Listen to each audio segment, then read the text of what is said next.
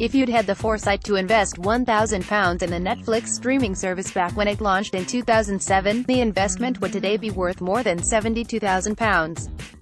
In the past few days alone, the company's value has risen by some $10 billion to a market capitalization of $144.4 billion, £102.4 billion. It has been boosted by a surge of subscribers and the announcement of a new $1 billion slate of European content, including UK-based shows from Julian Fellowes, creator of Downton Abbey, and Idris Elba, star of Luther.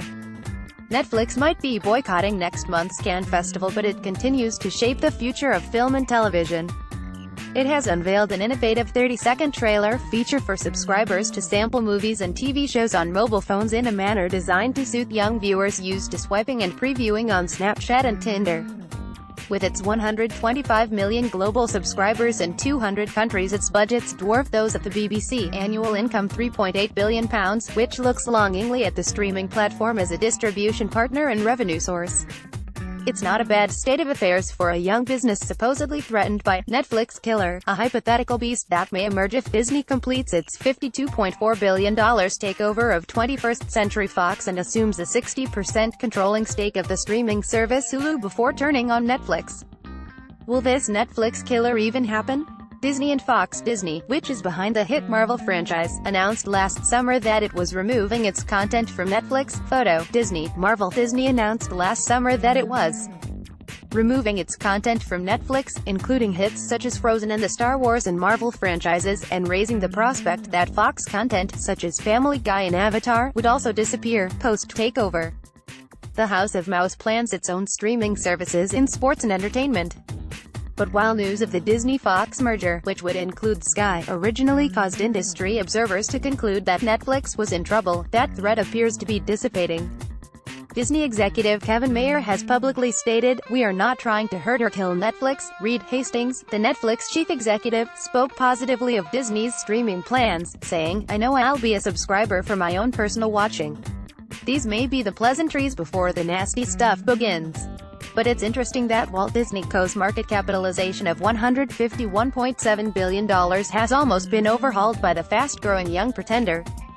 The question is, can Netflix sustain its success? Relentless cash burn. For all its rapid momentum, the streaming service, which charges UK subscribers £7.99 a month for a standard 2-screen package, has amassed $6.5 billion of debt. Whether it can turn this around depends on whether it can increase subscribers quickly enough to meet content costs, including the licensing fees paid on most of its catalog of around 5,000 titles. Experts are divided. Michael Pachter, financial analyst for Wedbush, tells Business Insider that Netflix has no obvious solution to its relentless cash burn. Katie Stockton of Fairlead Strategies tells CNBC that the streaming service's upward trend is sustainable. Netflix's marketing is based on original shows, exclusive to its platform. This approach began with House of Cards in 2013, followed by women's prison drama Orange is the New Black, which Netflix has renewed for a 7th season. Colombian drug drama Narcos arrived in 2015 and, more recently, Netflix viewers have flocked to women's wrestling comedy Glow and streetwise teen drama On My Block. But Netflix, which is planning 700 original shows in 2018, inevitably commissions many flops. Disjointed, an ill-conceived comedy set in a marijuana medical center, was cancelled after 1 season. Netflix refused demands from Cannes to give its films French theatrical releases, but it doesn't need the festival. Last week it specifically courted European, Middle Eastern and African subscribers with a Rome-based launch of a 2018 program of 100 projects in 16 languages. Of these, few were from the UK.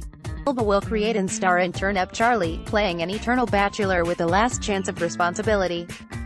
Fellowes is making The English Game, a 6-part drama of class tensions between old Etonians and factory workers, surrounding the professionalization of football in the 19th century. In World Cup year, this recognition of football's English roots won't harm the Premier League's international monetization of its television coverage.